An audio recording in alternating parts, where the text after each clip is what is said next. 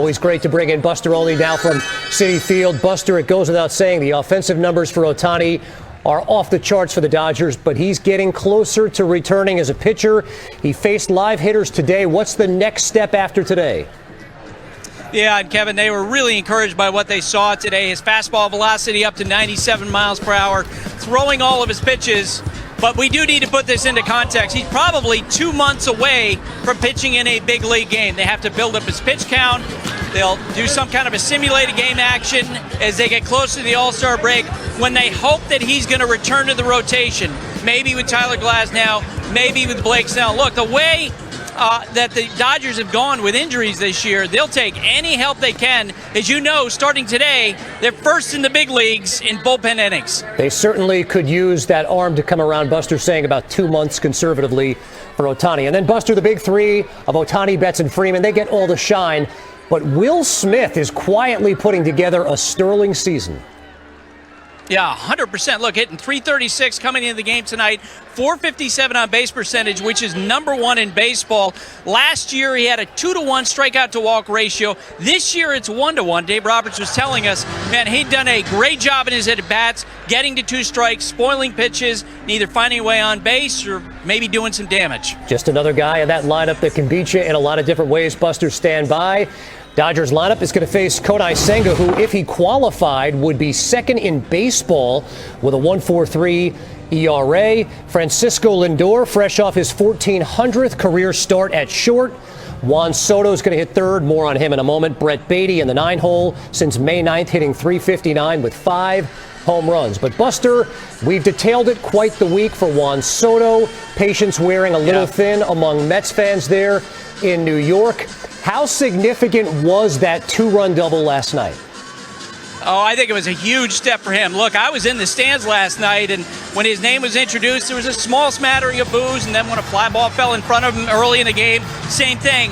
But when he hit that 2-run double, this place absolutely exploded. And just before I came on with you, Kevin, I had a fan yelling at me from the stands, basically saying, tell everybody we love Juan Soto. The Mets staff has been working overtime to protect Soto today, telling us how good he's been around the clubhouse. Short-term memories there in New York. I like it, Buster. And then they got to love Kodai Senga, right? A 1.19 whip, ERA under 1.5 on the year. What's been the secret to his success? Well, the fact that he can read opposing hitters. When we talked to Carlos Mendoza earlier today, he said, look, there have been games when opposing teams have looked for that ghost forkball, and then Senga realizes that and then uses his fastball. He's obviously been incredibly important for this Mets team, which has relied on its pitching so much early in the year. 1.43 ERA coming into this start. Senga-Knack, the pitching matchup in what could potentially be a preview of the NLCS. Buster Olney, great stuff. We look forward to you on the broadcast tonight and potentially Pete Alonso's big bat in that lineup. We got X in the lab. Stephen Cohen, Guggenheim Corporation, they got a whole bunch of money and they have invested a ton in both of these teams. The Dodgers and the Mets, 64 degrees here at Citi Field. Mr. and Mrs. celebrating Memorial Day weekend and paying tribute to all those that have served this country so admirably. Francisco Lindor, today's a significant day in his life. He'll explain why as he joins us on the microphone. These two teams are two of the best in baseball and certainly two of the favorites to perhaps take home a World Series trophy. 32-20, 31-21. They have split the first 2 games of this series. Welcome inside our booth. An honor to be here with David Cohen, Eduardo Perez. We'll hear from Buster Olney in just a bit. Star power, you got it right here on this field with likely 5, 6, maybe even more future Hall of Famers. And we're going to see them in the first inning, a lot of them, and I think that is really cool. And the one that we're not going to see mentioned in this list right here is the star himself. It's Starling Marte because that's his name. But everyone else, it's Shohei Ohtani, Mookie Betts, Freddie Freeman. You'll see them there. Francisco Lindor, Juan Soto in the 3 spot. You'll see him as well. This is a great star-studded lineup in the first inning, must watch from the get-go. And yesterday, it all became real when Juan Soto was able to get that off-speed pitch, locate it real well in the barrel, and hit it off the wall to drive in 2 bases loaded. Starling Marte getting caught at home plate by Mookie Betts. But still, what a great start until for this Sunday Night Baseball with Juan Soto getting that We'll double. talk much more about Juan Soto. Meantime, the story of the game, the Mets pitching, the Dodgers offense, and yet amazingly in this series, Ohtani, Betts, and Freeman, you can see they are 2 hits, and that's it combined. And yet they've won one of these games. The other superstar on this team, of course, is Shohei Ohtani, who we saw throwing earlier today. And I'll be honest, he looked like he'd be ready to pitch in a game tomorrow night. We'll get to that in a moment. But it's Kodai Senga, the other Japanese pitcher on the mound tonight for the Mets. And he has been as good as anybody in the game so far this year. After missing almost all of last year, he has bounced back with a vengeance this year. And he's got a famous pitch. You're going to talk about it a lot tonight, the ghost forkball.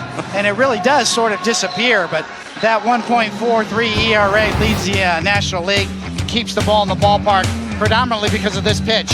And the reason it's so effective is look at the hitter commit and then the movement comes late. That's the nirvana for any pitcher. If you can get late movement, the waterfall effect on that ghost split is real. And the steepness of the break is real as well. We'll get into that as we see that pitch tonight. One of the best ERAs in the major leagues this season, Kodai Senga. He of that famous ghost fork pitch. So it's the ghost against the guy that likes to be a ghostbuster. That's Shohei Ohtani. He's a unicorn. And again, he looks like he could pitch tomorrow. We'll show you a video of that and talk about what we learned about Ohtani on the mound. But tonight, it's Ohtani at the plate. And it all sets up for showtime in the Big Apple on Sunday Night Baseball. Sunday Night Baseball on ESPN is presented by Capital One. What's in your wallet? Big red apple outside of Citi Field, home to the New York Mets, as we go coast to coast with the Mets and the Dodgers. And behind the Golden Gates, these two teams have combined to commit $644 million plus this year to build their rosters. The only two teams to spend over $300 million. They say money can't buy happiness, but big dollars have historically led to major success. Since 95, 25 of the 26 teams to win it all, top 10 in payroll. Deep pockets land the biggest fish, like Ohtani and Mookie, Lindor and Soto. They also bring a whole bunch of quality depth. So when you combine dollars, dogs, and depth, will it all add up to destiny for one of these two teams? And on Memorial Day, last year, 5 of the top 6 teams that were in first place made it to the postseason. The only one that didn't were the Seattle Mariners. They were beaten by the Astros in the West. Tonight, a huge showdown. Soto, of course, Ohtani still doing just hitting, but soon to be pitching. It is a huge story. Blast, and that is a tremendous sign for the Los Angeles Dodgers. Buster, 22 pitches, hit 96, 97. What are the plans? The plans are that it's going to be a while before he pitches in a major league game, probably about 2 months. I think the Dodger dream scenario is he's part of their rotation coming out of the All-Star break. And so for now, with the Dodgers pitching staff absolutely ravaged by injuries, the way Ohtani could best help this team is going to be with his offense, because they're going to need margin for error, and they're hoping for a lot of run production from the top of that order. You talk about playing the long game, and they have been really patient. I mean, think about the injuries that they have suffered on the pitching side of things and the anxiety to say, oh boy, if we can get Ohtani back, we'd be a lot better off. There appears to be none of that, and they're in the middle of arguably the toughest stretch of their schedule. If anybody can play the long game, it's the Dodgers, because they've been there. They're playing with equity, with house money right now, because they know the formula.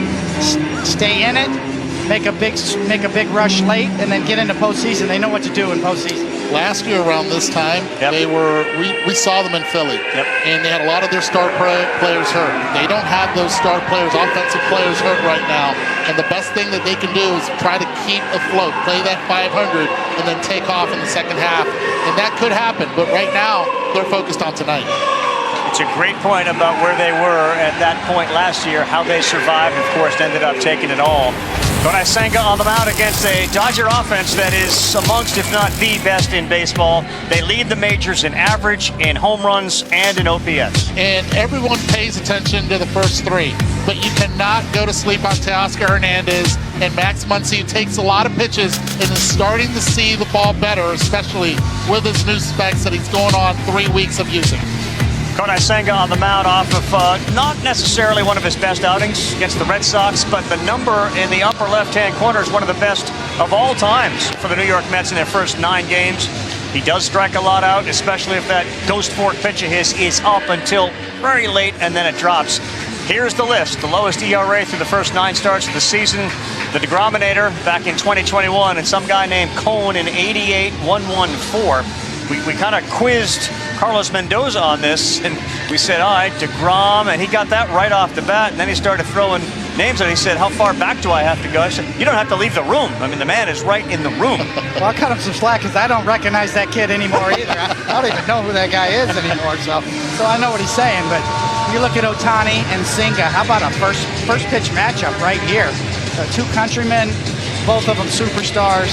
Senga's only given up 1 home run, one on the year so far. Ohtani's going to be ready to hit. That guy right there is a 32-year-old on the mound against Ohtani, and Shohei comes in hitting .296, 17 homers. He's right there with Aaron Judge. He's got over 30 RBIs. How about 53 runs through 50 games? That, the walks, and the homer, all career highs for a guy who gets booed no matter where he is, except Los Angeles. Out of respect. Tell you what, a lot of people are up in Tokyo. It's 8:11 in the morning, Monday morning, and they're watching this 1-2 battle. As he steps in, he leads the majors in slugging. His average exit velocity is near 100 miles an hour. And we are set on Sunday night. And the first one misses away. He decided to start him off with a cutter.